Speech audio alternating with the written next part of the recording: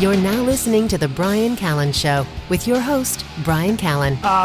You are a neurologist and basically a co-founder of the investment management firm Efficient Frontier Advisors. But you're a neurologist. I love when people who are neurologists decide to write, tour de force books. Yeah, and a neurologist with a PhD and an MD. Not bad. Not bad. The kid is good. But I can't dance and I'm no good around the house. So everybody, and I have no eye either. I mean, everybody has their skill set. I mean, if you have 3 minutes for the Shaggy Dog story, I gave the short version to Hunter. Give it to me. But if you've got 3 minutes, I can give you the Shaggy Dog story. I want to hear it. Okay, well, I live in this country that doesn't have a functioning social welfare system. So I was forced to save and invest on my own, and I approached it the same way that I thought the way that I thought any scientist would do, which is to look at the peer-reviewed literature, study the basic texts, collect data, build models, test those models. And after I had done all that by the mid-'90s, I found that I had something that was of use to small investors, which gave rise to all three of my finance books. And after I wrote Four Pillars, which was my second book, I wanted to write some history because history is so very important to investing. If you don't, you can be the world's most brilliant math wonk and financial analyst, and if you don't know history, you're dead in the water. I love that you say that. I love hearing that. That makes so much sense to me. But keep going. Yeah, and so I wrote Birth of Plenty, which was modestly successful. It wasn't a flop. And then about 10 years ago, I got a phone call from this guy named Brando Skyhorse, which is an even funnier name than yours, Hunter. I was going to say, was he on an Indian reservation? Or? Was he the second cousin of Lando Calrissian? Yeah, his father was Native American, but his mother, who raised him, was Hispanic. And he was raised in East L.A. And went on to have a fairly distinguished career in publishing. From this very disadvantaged background, went and got lots of scholarships. And so he calls me up and he says, "We want you to write a book about world trade." And I said, "I don't know anything about it. I'm not interested in it." And you've got the wrong Bernstein. You want Peter Bernstein. And there was this awkward silence. And he said, "Okay, we actually had lunch with him last week, and he's not available for this project because he's writing the history of the Erie Canal." And I said, "I know that." And I said, I'll think about this." So I went into my family room, and my wife was finishing the New York Times crossword puzzle in her coffee, and she puts them down, and she says, "You know who Grove Atlantic Press is?" And I said, "Well, no." And she said, "Well, you know who Grove Press is?" And I said, "Yeah, Doris Lessing, Henry Miller." And she said, "Right." And she said, "You know who Atlantic Monthly, what the Atlantic Monthly is?" And I said, "Yeah, I've heard of it too." And she said, "That's Grove Atlantic Press. If you value your career as a nonfiction writer, you will write whatever they want you to write." So that's how I came to write Splendid Exchange. Oh, wow. That's awesome. Yeah, well, it wouldn't matter who told me to write what, even with a gun to my head. I couldn't do what you do. So, and this book, I really just appreciate when somebody can kind of articulate. You do such a good job in The Birth of Plenty of kind of showing, well, you say it, how the prosperity of the modern world was created. Why, for example, the fascinating chapter on why Islamic societies did not keep up with the West, even though, about 500,000 years ago, there were vibrant societies that contributed a great deal to sort of the thing. And you break it down. I'll read a little bit here, because I have a lot of young people that come to me and they listen to this podcast and they say, "What do I read? What's something I should read?" I always start with Guns, Germs, and Steel. I think it's an excellent thing, but I would put this in the same category. Well, and so would the back of the book. Yes. And a fascinating, irresistibly written work that recalls Jared Diamond's Guns, Germs, and Steel. There you go. There you go. Yeah. But you break it down. You break human progress down into into four different things. I think property rights, which drives creativity, you say; scientific rationalism, which permits the freedom to innovate without fear of retribution; capital markets, which was a great part of the book because I hadn't really ever thought of it in those terms, and which provides funding for people to pursue their visions; and transportation communication, which allows for the effective transfer of ideas and products. I guess I had never really thought. I know that property rights are very, very important. I talk about it at times. It's part of the things that makes when you invent something, you've got to be rewarded for it. When you have a society, a powerful central government that comes along and says, "Thank you, that's our idea now," you're just going to stifle creativity. The way you couch these ideas are very approachable, and I think every young person should read the book because it really does give you context for why the United States is the country that it is, and more importantly, and I want you to comment on this, for me, the book gives me great ammunition against those people that would suggest the United States should move, more in the direction of, say, Western Europe, a large central authority that dictates, how we should do things. And rather, it's almost, the book feels like a celebration of what the free market really should be and how you keep a free market and how you keep a society vibrant and progressive and prosperous. That's where the value of the book is. I know I'll be quoting and using it against my socialist enemies. Here in Southern California, the People's Republic of Santa Monica. Yeah, and I think it's and that's why I think it's such an important book. So maybe talk about that a little. My guess is you believe in free markets, sir. Well, up to a point. People read Birth of Plenty and they assume that I'm a free market advocate, and I am up to a point. But there's this dynamic. I mean, wait a minute. You do live in Portland, Oregon, so let's start there. And after all, I spent enough years in Berkeley and close to Eugene as well. The subversive. The People's Republic of Santa Monica has nothing on the People's Republic of Eugene.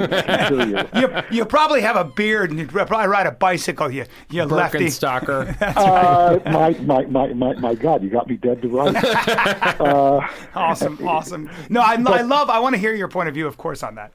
Yeah, I'm thinking seriously of studying tattoo art and food cart management as well. But more seriously, I think that Paul Samuelson had it right, which is, we've tried socialism and communism, it doesn't work. We've tried unbridled free market capitalism 120, 150 years ago. Quite frankly, that didn't work either. And I think you have to have a balance. And the fulcrum between those two ideals is in the cost of enforcing property rights. Clearly, property rights and the enforcement of property rights are the key to the whole thing. When you look around the world today, that's what cleaves rich countries from poor countries, is how rigorously property rights are defended. And by the way, I should say that you devote time to when people think property rights, they think, well, the right to my house and nobody can take it away. But intellectual property rights are very important.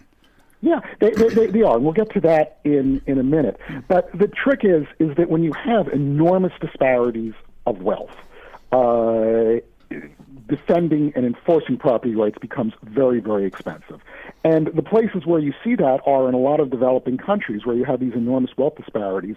And you go around to rich neighborhoods and you see that nice houses are always surrounded by high brick walls topped by razor wire and glass. And when you see that, you know that you're in an inefficient society, because those societies are spending way too much money defending property rights because the vast majority of people are starving.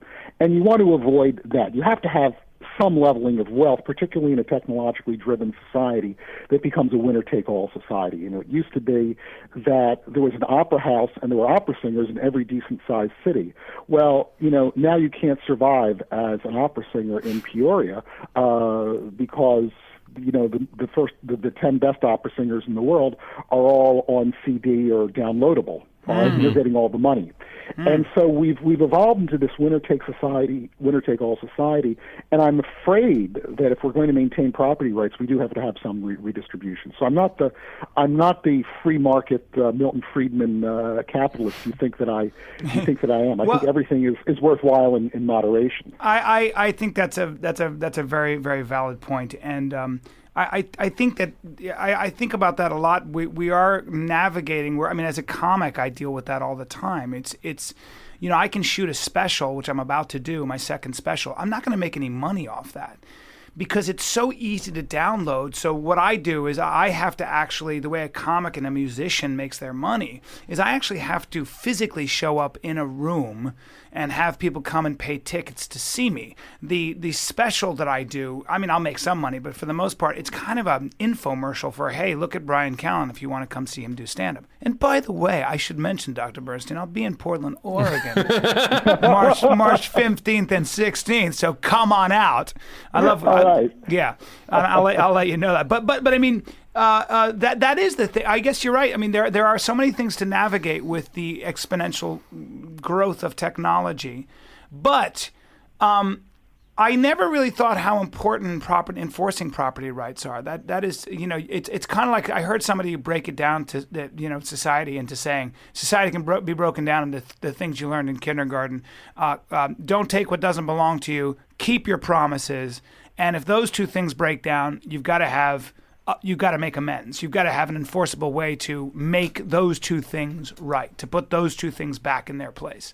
Yeah. Or as Madison put it, if men were angels, there would be no need of government. It's pretty much the same way. The other strain that you raised, which is very interesting, is the importance of intellectual property rights. And again, that's not an absolute. And in fact, really, since the time of the law of Anne 300 or 400 years ago, lawmakers have very wisely realized that you have to balance public interest against private benefit. So that if you invent something, you don't get the rights to it forever. You get enough rights to it to reward you that is limited in both time and scope. And then after you exceed that time limit or the scope is exceeded, it belongs to the public, and the public benefits from it. I'm thinking about pharmaceutical companies have to deal with that all the time, right? Where their patent kind of runs out in 10 years, and then they've got to kind of give it up to a generic. Sort of. What they've learned, what the pharmaceutical industry has learned to do, is to make a little tiny change in the medicine, and then they patent that for another 21 years. Yeah. There's a medicine that I used to prescribe all the time called Dilantin, which is a very simple molecule. It's very cheap to produce, and it's been around for 70 or 80 years, and it keeps getting more and more and more expensive because the drug company keeps tweaking it. Yeah, that's right. I read there's a book called it's really kind of a scandal, actually. Yeah, there's a book I just read called Bad Pharma about that by Ben Goldacre, and that's exactly right. They're just unconscionable. I don't know how they live with themselves, but the big pharma is.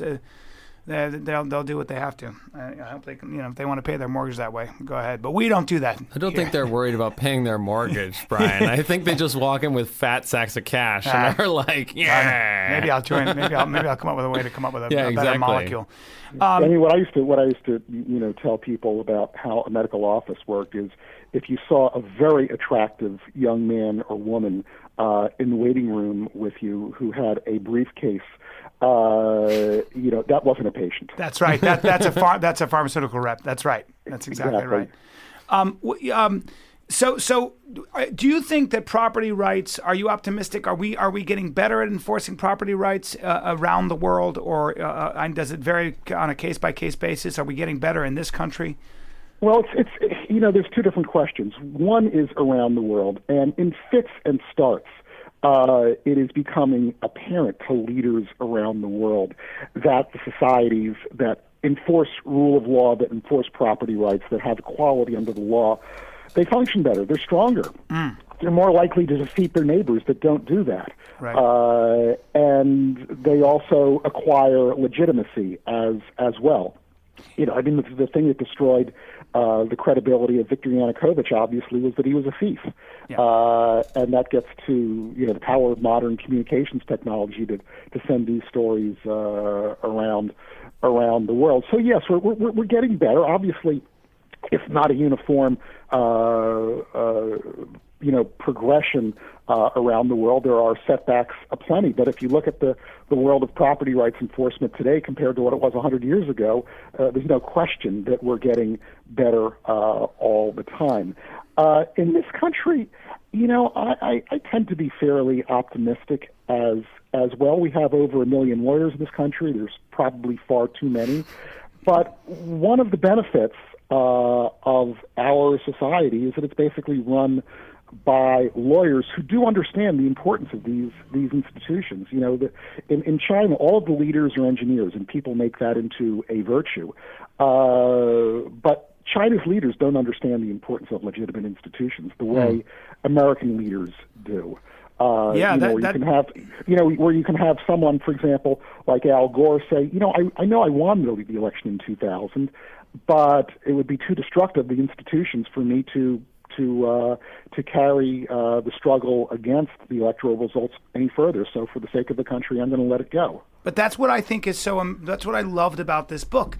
You do such a good job of making that argument, and the argument is very difficult to read. I was watching the Sochi Olympics, and they had Putin on there. I swear to God, I said to myself, Putin should read this book because you win the argument. The ideas are way more powerful than any gun or any army at the end of the day. I mean, an idea, and this is a book of ideas. The book, and in some ways, I like the book very much because it talks about the turning points in history, but it also talks about these amazing ideas, the idea of scientific rationalism, property rights. These are ideas that somebody came up with, and there is an objective truism to it. I don't know if I'm using the right word, but it's hard. You can't argue with you. Reading a book, you make a very, very good case for how important this is. And I feel like if a lot of nations or leaders read this, like for the Chinese or the Russians, it'd be very difficult for them not to realize that they are essentially dealing in they're walking anachronisms. They're working with a bankrupt idea. It's never going to be as good as, because I always say the United States is basically what makes the country great. It's an idea. The Constitution is an idea. The American character is an idea, adherence to an idea. As long as we're talking about the good things about the United States, and not everything about the United States is good, no. The best thing is the way that we treat young people with respect. And young people, you can say we can say they're narcissistic. They think only about themselves. It's me, me, me, me, me. But that, in a way, is also a very healthy thing, because ask yourself, for example, what would have happened if Bill Gates was a Japanese young man who dropped out of the University of Tokyo in his senior year? He'd be finished. He'd be finished. Right? No one would have ever, given him capital. No one would have ever let him start a large company or supported him. He would be dead in the water. So we, and of course, human beings are the most creative when they're young, when they're in their 20s. And if you're a brilliant, 20-something in the United States, you can make something of yourself, even in the academic world. If you're a brilliant young physicist at age 25 or 30, you're probably going to get tenure. You're not going to get tenure at University of Tokyo or at Heidelberg. Yeah, there's too much reverence for, that's right, that's for your ancestors, for tradition, and all that kind of stuff, where it kind of hems you in. Well, and I kept having this weird thought. So firstly, I just want to say I love this book. And for me, always the real test of a book is how often do I feel the need to get out my pen? And I mean, my copy of The Birth of Plenty is just like covered in highlights and questions. You're and all such a that sort of nerd. stuff. You're such a nerd. I love it. But I kept on wondering, and maybe it's an unrealistic thing, but I kept on wondering if there's some way to synthesize these four things that you're talking about into one, because so much of it seems to be about, the scientific method is really about a way to recombine ideas and innovate. Property rights is to make sure that those ideas can then be carried through in a way that the originator feels like they have a return on investment. Is there sort of like one big message that all four of these things serve to maximize or optimize? Well, yeah.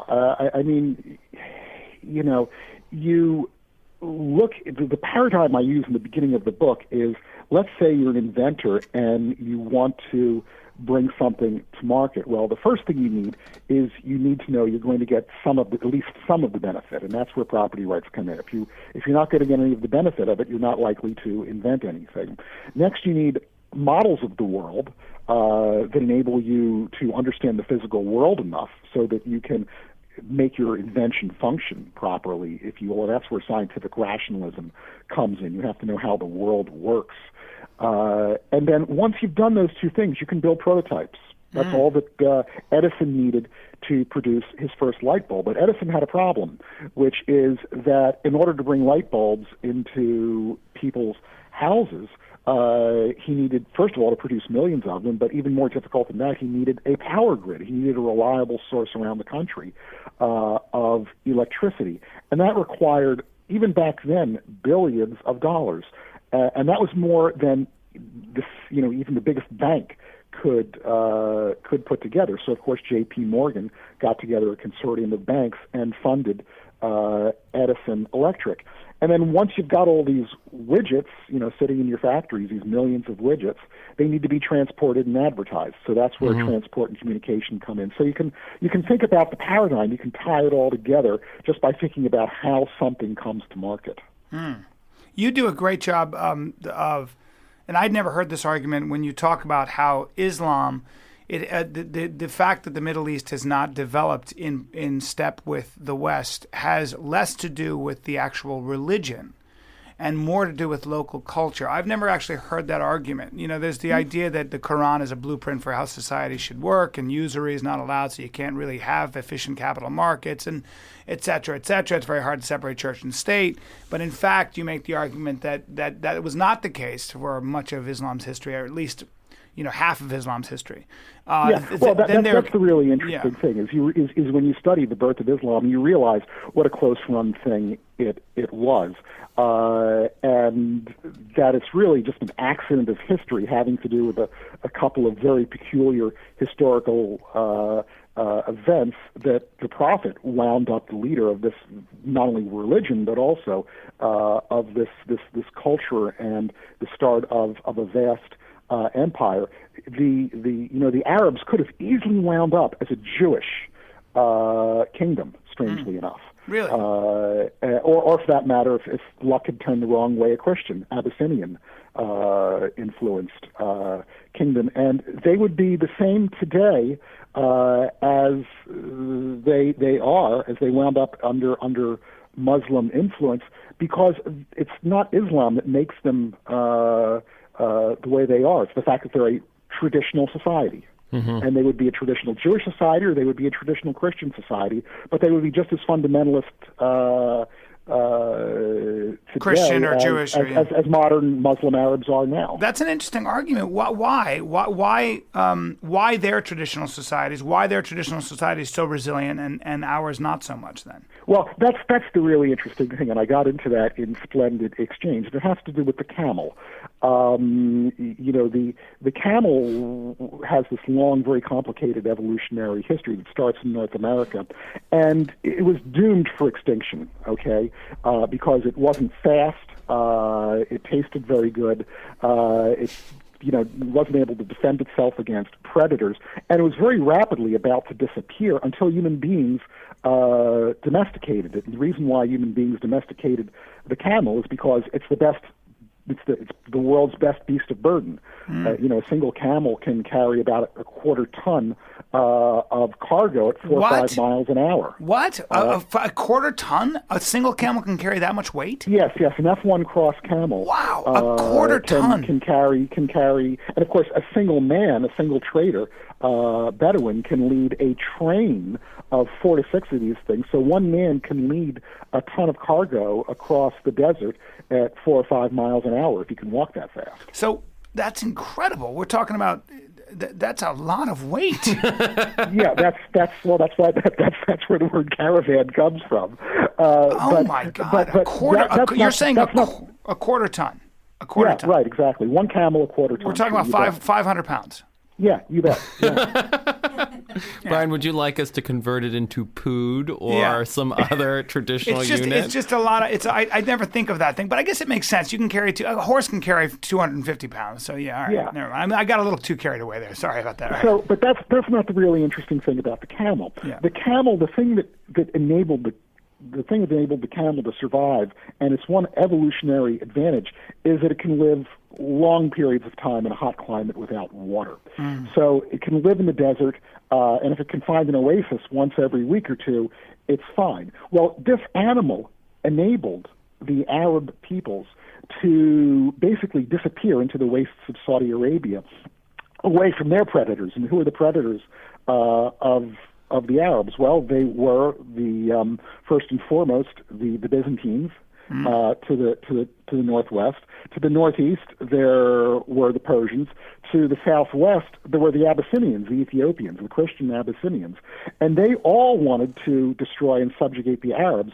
And what the Arab peoples could do was they could disappear away from these predators into the desert using the camel, and so they evolved a society that basically enabled them to live as a small tribal society away from any governmental influence. And so the cultural aspect of the Arab peoples that is so detrimental today is this utter distrust of a depersonalized, non-secular government that the camel enabled them it's to fascinating. perpetrate. This is why I love doing this podcast. I get to talk to people like you. I lived in the Middle East for 8 years of my life. I've ridden camels more than 10 times. I've even, believe it or not, galloped on a camel. So, and I'm not kidding, even as a kid. But I just never thought. That's incredible. That's incredible. I'm told they're heck to steer. Well, I just wrote it, and I was little, and it didn't matter, and I just, I don't even remember. Yeah, you can't even really steer it. I mean, the camel has an idea You've ridden of one. where. Yeah, I've ridden multiple camels. I'm not as much of a camel jockey as Bryan is. That's right. But no, but I mean, they definitely have an idea of where they're going, and that's why if you're not an expert camel rider, you just need someone leading it along. Yeah. Because otherwise you'll end up. I mean, that was the whole thing with Arab armies is that they did use camels. But when they really needed to attack someone with any precision, they had to use horses. Right. Yeah, because I think I was on a track in Saudi. I think it was in Saudi, and you actually have a stick and you hold on to something, and I just hit it and just rode the camel. And I've ridden horses enough to know, but it's very, very. It's like a loping. When I say gallop, it's a pretty easy thing to do. But it's an incredibly uncomfortable experience. Well, for you. But Yeah. I have a callus on my taint. And that's the most important thing. Anyway, but the fascinating. I'm sure that, Mr. Bernstein, that you have never, ever had an interviewer use the word taint around you. It's Dr. Bernstein. And he's a doctor. There's a first for everyone. You never forget your first taint interview. There it is. I always, one of the issues that I would always hear about when people say, well, the Arabs are very tribal, and that was always the problem. But you've just put it into, context for me now. Well, and I mean, that's interesting in terms of because obviously we've really seen a very strong libertarian streak arise in this country. Bryan sometimes describes himself as a libertarian, and that distrust of central government. But central government is important to ensuring those property rights, to ensuring the functioning of these four factors that serve innovation. Isn't that correct? Yeah. Yeah, of course. And I mean, every time I get on an airliner, every time I drive on an interstate highway, every time I put a pair of pajamas on my infant granddaughter that I know isn't going to catch on fire, I thank God for the federal government. You know what? So do I. You're right. You get on a plane and you think, I'm glad that there are federal standards, that they're going to make sure that this plane is very safe, right? I mean, how would Milton Friedman, ask yourself, handle airline safety? He would say, well, let's let the market handle it, okay? The companies have to keep their airliners safe. If they crash their airliners and kill too many thousands of people, they'll go out of business. Mm-hmm. That's how a libertarian approaches airline safety. That's right. And in a way, he might be right. Yeah, but there's but it's. I know what you're saying. It's all of us would like to know. it'd be very easy, and using children is an excellent example. I want to know that whatever my daughter is drinking out of is not toxic. I want to know that there are federal standards for that. In spite of the federal standards, it may still be toxic. But I think that's the thing, is so much of because we live in such a specialized society, there are going to be gaps in our knowledge. Bryan spends his days doing stand-up and podcasts and reading books and all that sort of stuff. And boxing. And boxing. And He's wrestling. Amazing. Just one and of the... playing tennis. That's right. Bryan is not really representative, but I have many limits in my own knowledge. And do I really have the time to really evaluate airline safety in any sort of intelligent way as a shopper? Right. No. Right. Yeah. Well, I think I'm with you, Dr. Bernstein, on all that. You devote part of the book to the future, and you are an optimist. You sound optimistic about the future, but we are dealing with things like just technological innovation and biological innovation and things like that are going to push us beyond our biology. Already are. How are we going to navigate that stuff? Well, here's the trick. I mean, I've just read the scariest book. I finished reading the scariest book I've ever read in my life, which is Eric Schlosser's Command and Control, which is about the U.S. nuclear arsenal. And you know that nuclear weapons are bad things, and they can produce a lot of damage. What you don't realize is how close we came on many occasions to vaporizing the planet. And on one occasion, we came within one fuse of basically vaporizing the entire state of North Carolina. What? Wow. Really? It's a fascinating book. So as human beings become more productive, our destructive productivity, if you will, becomes much more impressive. Also, I mean, we've gotten to the point where one person, one rogue colonel, can kill millions of people, and it almost happened a couple times during the Cold War. I mean, one of my favorite historical characters is a guy by the name of Vasily Arkhipov, and he's not a man who anybody's ever heard of unless you're aware of the history of the Cuban Missile Crisis, and he's the man who saved the world. Literally saved the world. He was the political commissar, strangely enough, on a submarine that was being bombarded with dummy depth charges by some Nimrod of a U.S. destroyer commander during the Cuban Missile Crisis. And of course, the guys on the submarine, the Soviets on the submarine, didn't know that they were dummy depth charges. They thought it was for real. And the captain and the XO wanted to launch the submarine's nuclear torpedoes, and Arkhipov said no, and they needed all three of them to agree. And so the two of them looked at them and said, when we get back to the sorry, you're getting a bullet in the back of your neck. Wow. And when he got back home, of course, he was hailed as a hero. Wow. And so that's how close we came. Wow, that's scary. God, what about North Carolina? What happened with that? Well, that was a B-52 accident, and I don't remember exactly how many hydrogen bombs, but these were very high yield weapons. 10 megaton bombs on the order of, and a 10 megaton bomb is basically enough to destroy a state. Rendered uninhabitable if it drops in a ground burst. Jesus. Air burst might only destroy a great big city, but a ground burst produces so much radioactivity it basically renders the city uninhabitable and probably kills people from radioactivity as far away as New York. Oh my God! My God! And so 4 of these weapons dropped. 3 of them didn't come close to exploding, but there were, I think, 5 safety devices. And 4 of them failed on this one weapon, and the one that prevented the accident was one that had a long history of failing, but this particular one worked. Good Wow. God. Good God. Yeah. And there were literally, I mean, this wasn't just one accident. There were literally, and that's the thing about the Schlosser book, is he documents literally dozens of these accidents. Mm-hmm. And the more typical accident actually occurred on the ground. The typical accident was, an F-100, this old fighter jet, that would be carrying one of these big heavy weapons under its wing or under its fuselage, and it would be taxiing, and the thing would catch on fire. The plane would catch on fire, and maybe the pilot would get out, maybe the pilot wouldn't, and all that would be left would be this large puddle of radioactive metal sitting on the runway. Oh my God, that's safe. This mix of plutonium and this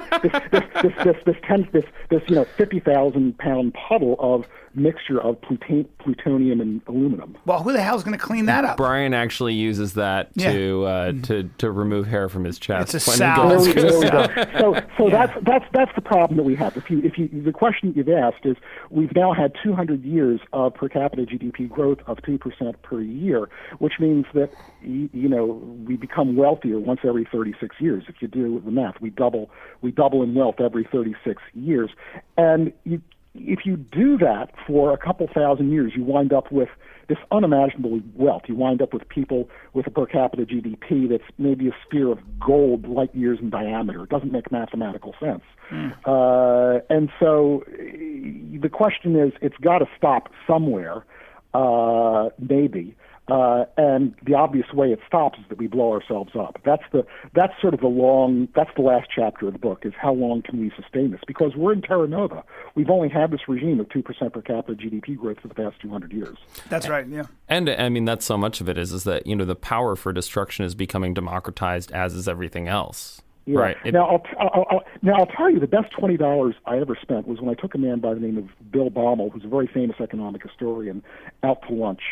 And I asked him this question. I said, so does this continue forever? Do we wind up in 5,000 years all producing, with a per capita income equivalent to a sphere of gold light years in diameter? And he looked at me and he smiled and he said, yes, it's going to happen. Wow. And this is probably the world's best informed, certainly most authoritative economic historian. So all we have to do is live 5,000 years and we'll be rich. That's right. We'll know the answer to the question. Whether we've blown ourselves up or not. Well, you in the book, you talk about the difference between because societies can be rich, but then there's something called standard of living. That is something that's there is sort of becoming more of an equality of consumption. Everybody has a flat screen TV, or a lot of people have cell phones, even though they don't make a lot of money, and et cetera, et cetera. So technology is making it, most people are not starving, whereas most of the world was starving. Most of the world is not enslaved in terms of not getting anything for their labor. The world in many ways is getting better. The world in many ways is getting richer, and in many ways all of us are. If you compare, we're not getting happier. That's the problem. Well, that's another thing you talk about. I want. Yeah, I'm glad you brought that up. That's interesting to me. Explain that. First of all, by what metric do we measure happiness? And you talk about this in the book. I'd love you to dilate on that. Well, I don't know if I can remember the quote precisely, because remember I wrote this book 12 years ago. But I believe it was H.L. Mencken, I always mangle this quote, who said that a rich person is someone whose salary is higher than his wife's sister's husband. Yeah. And that's basically how we measure happiness. We're like chickens who have a pecking order. Yeah. And the higher up you ascend on the pecking order, not only the happier you are, but also the healthier you are. And this is something that's very well demonstrated. There's a classic study called the Whitehall study, done by a famous British researcher named Michael Marmot, who looked at civil service workers in England who, within a factor of two, all have the same salaries. And the only difference among them is that some, have bachelor's degrees and have lowly clerical positions. Some of them have master's degrees, and some of them have the equivalent of PhDs or high office. And so it turns out that the people at the top of the pyramid were much healthier, even though they weren't much wealthier. Okay? Right. And they were healthier because they had status.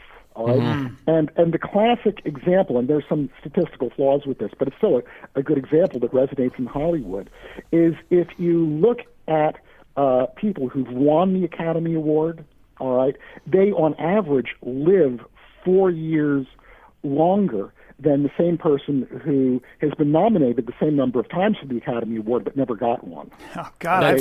Because when they go to the party, everybody pays attention to them. Yeah, I've never been nominated, damn it. So what does that mean? Brian, maybe you need to explain to the Academy that they're killing you. That's right. Exactly. You know, that is very interesting in Outliers. I think it is with Malcolm Gladwell. He talks about a town called Rosetta in Pennsylvania, where this group of people, these Italians who came from the town of Rosetta, I think in Italy, they set up their own sort of little enclave, but they were so supportive of each other, and the community was so strong. And they were generally very happy people. They spent a lot of time talking and napping, and they worked in the rock quarry. But they were so supported. There was such support among all of them that even though their eating habits weren't very good, they were usually very heavy. They were dying of old age, not heart disease, when heart disease was an epidemic in this country. And I'm talking about the 50s, and I think of the early 60s. So they had to start looking at health as in different things. It wasn't just biology. It was status. It was community. Community made a big difference in how people felt about themselves. Yeah, exactly. It's the problem that you see, for example, in a lot of Eastern Europe, particularly in Russia. It's just a very non-communitarian culture. You go into even in an apartment building that's run and owned by wealthy people, and the common space is dingy and ill-maintained, even in the most expensive apartment and condominium buildings in Moscow. Mm-hmm. Yeah, that's because it was planned on a board. They're not willing to maintain that common space. Well, it was planned on a board. It was not planned. It was not scaled to human beings. Cities are supposed to grow up, but with the people that live with them. It's an organic thing. When Robert Moses destroyed the Bronx with the Cross-Bronx Expressway, he destroyed the fabric of an entire society. He ruined that area.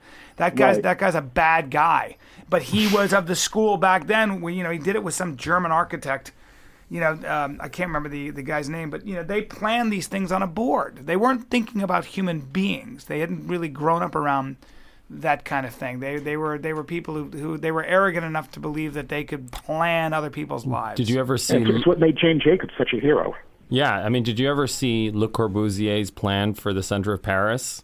No. He basically wanted to destroy everything that Haussmann and that whole crew had built, and basically erect skyscraper after skyscraper in rectilinear grids. Yeah, that's why don't have Albert Speer, don't have Nazis and communists plan your city for you. It'll be a bad situation. But I mean, I'm glad you brought up Jane Jacobs, because that's to talk to our listeners a little bit more about Jacobs.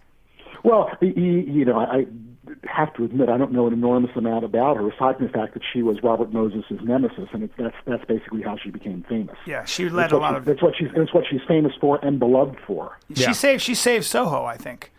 She kind of was like Robert Moses wanted to take what was Lower Manhattan and run a huge highway through it, and she mobilized enough people to kind of stop him from doing so. And I think this all ties into something that's much larger than what Jane Jacobs represents is, that we're starting with the human being and really understanding how do human beings work, what do human beings needs, and then essentially building out architecture and everything else from that. And that's a lot of, I think, what we're seeing happening in the last 20, 30 years is the fact that we're increasingly returning to, it's great that we have these abstract theories, but our first principle, what we should start from is the human being. Like, how do human beings actually work? What is an economic, behavioral economics is all about saying, okay, it's great to have the idea that everybody is rational, but let's look at actual people. They're clearly not. And so working within that, what sort of economic system should we have, and so on and so forth. And of course, the big question, the most difficult one, is what is the role of government? You don't want you don't want the government designing your cities, but on the other hand, you do have to have government looking over private sector economic development. You need government at least regulating it. You go to the great cities of Europe, and you shudder. What would Venice look like if it were, given over to real estate developers? Oh my God, my God, you're right. It would look like the Grove is the answer. God, you're right about that, man. You are right about that. Every time I talk about being a libertarian, and people hit me with those kinds of things, and I go, wait. Free market capitalism we'd have McDonald's on every corner and Starbucks. So that's one of the things I hate about. I travel so much in this country is that cities in this country have lost. We've become very homogenized. I mean, it's changing a little bit actually. It's a bit of a pushback, but. For the most part, you travel, and man, have we paid a price for efficiency and abundance to an extent. Oh yeah, I mean, we took our kids traveling when they were much younger, and about 25 years ago, we decided to take them to Southeast Asia just to show them what the rest of the world looked like, and we joked to them that we were taking them there to show them what it looked like before it disappeared. Mm-hmm. And I remember being in a train station in Bandung, and we walk into this place, and the first thing we see is a Dunkin' Donuts. And my wife and I looked at each other and said, "Too late." What a bummer. I remember Europe 20 years ago and 25 years ago. I remember Europe being so different. You'd go there and people dressed differently. It was just different. Everything was different in the United States. And now it's exactly the same. I mean, there's really no difference. I mean, New York City is a European city. Well, the one difference between the airport in Hanoi and the ones in the United States is the one in Hanoi is much nicer. That's crazy. Well, I mean, it's a legitimate thing. I mean, my dad always talks about this. He's Dutch and, has lived all over the world, but he always talks about how, we have a legacy of infrastructure in this country that is ultimately going to be a real drag on our productivity. We have, because we set up some of the first electricity systems, some of the first telephone systems, there hasn't been that design from the ground up. Mm. I mean, the water that New York City residents drink generally comes through pipes that are more than a century old. Yeah, wow. And clearly we've learned things about how you do that, which I think it's so funny as well when people get so excited about, oh, look at Shanghai's public transport system or whatever it is. Well, they're benefiting from an extra century of having done this. Or more subtly, when you look at Singapore, you say, look at them. They've got public transport. They've got a public welfare system. They have fabulous public health care. They're libertarian. They're extremely well-run society, and they only run 20% of their GDP through the government. Well, that's what happens when you don't have any legacy costs. Yeah, exactly. Yeah. And Lee Kuan Yew, who's basically a benevolent dictator. Right. Exactly. Yeah. Well, and I mean, benevolent and honest most of the time. Yeah. He was great. And not just legacy costs. I mean, that's the other thing. I mean, the United States provides naval operations for most of the world. That's a major cost that we have to pay that someone like Singapore doesn't really have to. I mean, they have. Yeah. Who are your? Getting back to Bergen Plenty, that's the most remarkable thing when you look at the math is that as Paul Kennedy figured out. When society starts spending more than 25% of GDP on the military, they crumble. They can't sustain that. And right now, we, in spite of the fact that we're spending half of all military expenditures are on our military empire, this enormous, very expensive, very sophisticated, very effective machinery, it's still only about 6% of GDP. Wow. And during the height of the Cold War, it was 10%. I didn't know that. That's amazing. I was just with two very elite soldiers last night, retired, but Delta Force guys who were telling me about. I was astonished. The drones, the cameras, they can read your face. They can read from 10 miles away your driver's license. I couldn't believe it. I was blown away. Yes.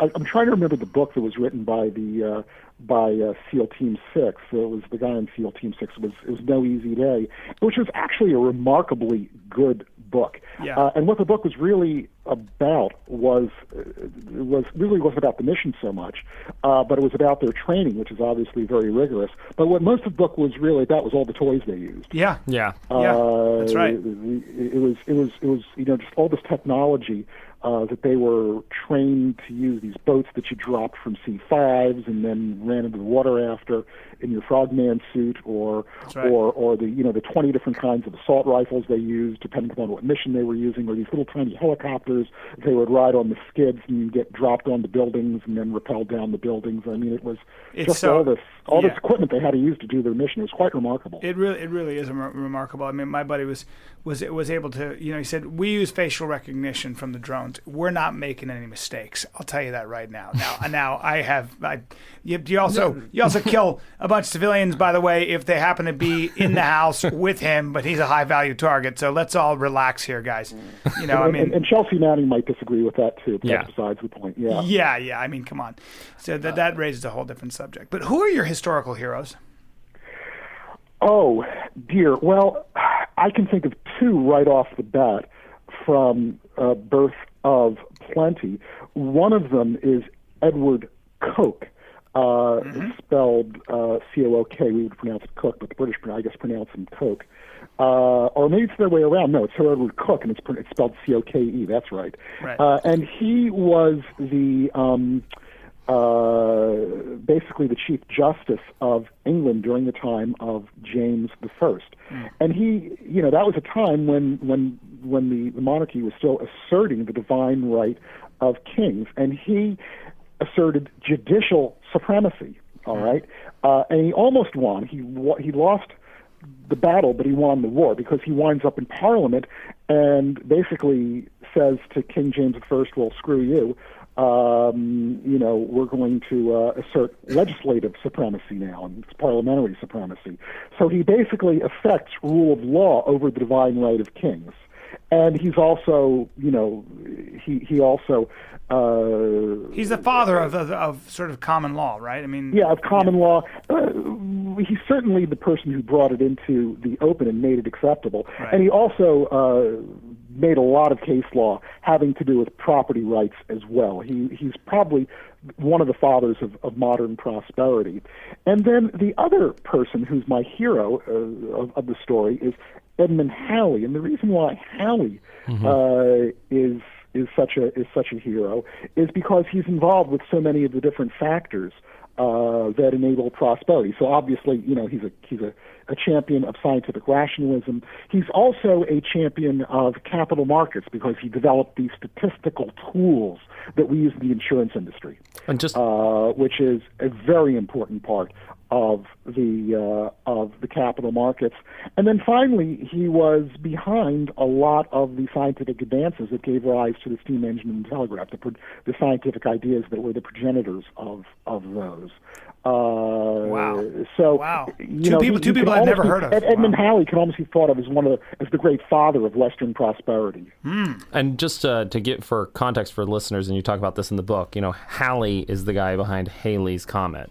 Exactly. Right. That's and that's the funny thing is that, we know him for this comet that comes around every 80 odd years. But of course, his contribution was so much more significant than that. That's right. It's just that the Halley's Comet is a great soundbite. Well, the book we've been talking about is The Birth of Plenty, but you are also the author of The Intelligent Asset Allocator, The Four Pillars of Investing, which is a classic, according to my father, and The Investor's Manifesto. And The Splendid Exchange, and most recently Masters of the Word, which I started reading Masters of the Word as well, and it's utterly brilliant. And it's brilliant for much of the same reason that The Birth of Plenty and The Splendid Exchange are so brilliant, which is that so often, if you think about American history, it has this, it's really like a trilogy, right? We think of it as there was the American Revolution, then there was Civil War, and then there's whatever's happening right now at this moment, right? Yeah. And, you do such a good job in all of your books of really connecting the dots and showing, it wasn't just these revolutions, it was, a series of revolutions with, people like Edward Coke and, Halley and all of the figures along the way. I thought what you said about, why Athens was able to achieve aristocracy was because of farming patterns there. That section was brilliant. Well, thank you. Yeah. No, so those are sort of my favorite characters. My favorite story, that's one of the wonderful things about writing nonfiction, is you come across these remarkable stories, and a lot of them are things that people really don't know about. For example, the largest act of coordinated mass terrorism in the history of humanity came in the year 88 BC, when the Greeks rose up against the Romans, who were literally enslaving them, and on a single day in that year killed basically all 100,000 Roman inhabitants of Asia Minor. Wow. On a single day. That's called mass slaughter, man. Yeah, and coordinated. Yeah, exactly. I mean, that's and it was coordinated by this king, Mithridates VI, who's better known as the Poison King. All right, he's the guy who supposedly fed himself poison in small doses and made himself immune to it. Man, but his biggest accomplishment was this episode of terrorism. My favorite story, I think, in all of my books, though, is the story of the Boston Tea Party, which wasn't an uprising against taxation, unjust taxation without representation. It was basically a protectionist riot. How dare you? Here's the funny thing: is the Tea Act of 1773, which is what they were objecting to, was really a free trade act. It enabled the East India Company, for various not so savory reasons, to come into the United States and or the colonies, and to sell its tea directly to consumers, which would have cut the price of tea in half. It would have cut out the middleman. But of course, the middlemen got very upset, the tea merchants and the smugglers as well. And so the tea merchants and the smugglers, who were going to get their axes gored, were the guys who put on the blankets and the war paint and dumped the tea into the harbor. Wow. And there's an obvious modern cheap shot that I could make that I won't, because I don't want the listeners to think less of me. Well, it depends on which listeners, but we already think a lot more of you. Yeah, this has been an ass kissing fest, but it's always fascinating to talk to somebody like who's put out the kind of effort you have. So it's much appreciated, and I know my life's better for it. I mean, it's a learning experience, but I'm looking forward to getting into the other books, and we'll have you back if you have time. Do you teach it in Oregon? A little bit. I just did a lecture last night at the local urban state university campus, and I do a little bit of teaching in high schools and in colleges, and I'll do the odd Skype course, many miles away. Right. But no, I don't have a formal teaching. You write. That's what I you write. do. Yeah, I mean, I don't want to grade papers. Yeah. Yeah. I love it. Well, exactly. Well, I promise you, I'm going to hit you up the March 14th, 15th. I'll be at Helium in Portland, so you got to come out, and I promise I'll make you laugh. You're not going to learn a thing, but I'll make you laugh. Oh, Brian, don't be modest. Yeah, we'll have some fun. Have you been to a stand-up show, Doctor? No, I don't think I have. Well, prepare to be amazed, sir. Prepare to be amazed. I can't thank you enough, man. Thanks for joining the show, man. This has been great, and we're going to put your books on our website, The Birth of Plenty, and you guys should go to the we'll put them all on. I mean, the 4 Pillars of Investing, and go through the Amazon banner and click on that and buy the books. Because if you buy the books through the website, money goes to Brian. And you, Hunter. Well, and the studio. And the studio. I've made no money at all on this podcast. $0. But that's okay. It's all about learning. Thank you very much, Dr. William Bernstein. We appreciate it. Well, thank you. MD, PhD. MD, PhD. God, I would abuse those degrees. I'm going to see you in Portland. I'm not letting you get out of it. All right, send me an email. I will, my friend. See you later. Thank you very much. And that's been the Bryan Callen Hunter Mott Show, ladies and gentlemen. Hope you learned everything. You could actually read all his books and learn a shitload. But I mean, as a trilogy, like Birth of Plenty, Splendid Exchange, and Masters of the Word, it really is. It's everything that you missed out on in school, because it gives you a way of looking at the world that is really coherent and complete. And he's going to be in my reading list. Hunter and I were talking about him writing this book called The Manual. It's an open letter to my daughter and my son about everything I've learned in case I die, what to read, everything on hygiene, health, fitness, everything I know, why learning how to fight is important, the whole thing. So it's going to be ridiculous. But Hunter's going to help me shape and create this thing. So we'll have it for sale or for free, depending. Well, maybe we'll have me on the podcast. Oh, God. Hey! Brian, you may be the only man who could interview yourself. Damn right. So, Brian, how'd you do this? I don't know, man. It just came. It just came out of me. I'm funny as shit. Guys, just so you know, I'll be in, I don't know when this is going to drop, this episode, but whatever. I'll be in San Francisco this weekend. You'll probably miss me by the time you hear this. And then I'll be in, I'll be in Minnesota. Bloomington, Minnesota at the House of Comedy. Biggest mall in the world, I think. And one more thing. I know that the reads that I do, the commercials I do are kind of a pain in the ass because they're pre-recorded, and it's my fault. So I'm going to start doing live reads so you guys don't feel weird about it, because I hate interrupting the podcast with, and now a sponsor from da-da-da-da-da-da-da. But your tweets and your comments are much valued. A lot of people are like, dude, please, with the commercials, at least put in some effort and talk to us. And I'm like, all right, I'm sorry. So there it is. Thank you. You've been listening to The Bryan Callen Show with Bryan Callen. Be sure to like him on Facebook. Just search for Bryan Callen Comedy. And follow him on Twitter. Just search for @Bryan Callen. You can also find him online by visiting his website. Just go to bryancallen.com. Until next time, bye-bye.